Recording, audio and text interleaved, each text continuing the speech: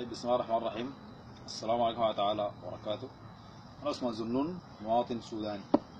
يمكن طولنا من الناس اللي بيعرفونا وأصحابي في الصفحة كده، طولنا شديد ما تلاقينا. المرة دي اللي خلانا نسهر فجأة، أنا شخصيا موضوع واجعني براي كده حقانا، حرقنانا كمواطن سوداني بنفس التعريف الأول. الواقع كله بيوجع، الحاصل كله بيوجع، من أمريكا للسودان، كله العالم كله بقى بيوجع. لكن هسي بس كلام قالوا قبل يومين وزير المالية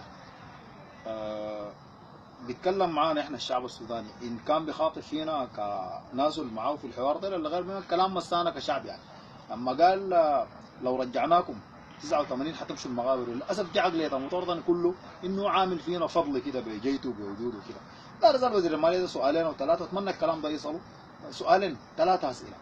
السؤال الاول، لو رجعتونا 89، انا معاك انه البلد دي حكومات مرت بها منكم وليس انتهاء بل قبلكم، كل الحكومات الجات بما فيها الانقاذ كلها سيئه، لكن انا بديك الحق تخاطبني كشعب بالطريقه دي. السؤال الاول، لو رجعتونا 89 حترجعوا لنا قروشنا الشلتوها؟ خليها دي.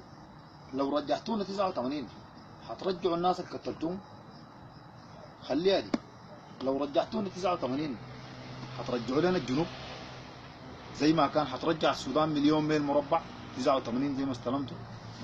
اتكلم ساي يا اخي، تستفز لك شعبي كامل بخطاب ما مبلوع. الفينا مكفينا يا اخي، انتوا يعني شنو؟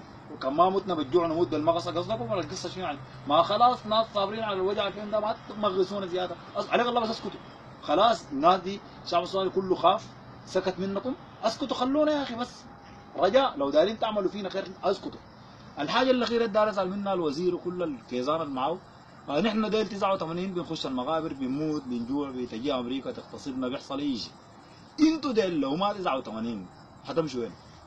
حكومه ناسكم الاسع عاملين فيها مسؤولين كبار، لو ما الانقاذ دي كنت حتكونوا وين انتوا؟ اسال نفسك واي زول يسال نفس السؤال ده، في كان حيكون نشال وفي كان حيكون شغال يبيع طايوق في الديوم ولا غيره. غايه ربنا يصلح حال البلد. لما نتلاقى في مره جايه بقينا حيين، ان بقينا ميتين رسالتنا بتوصل ان شاء الله.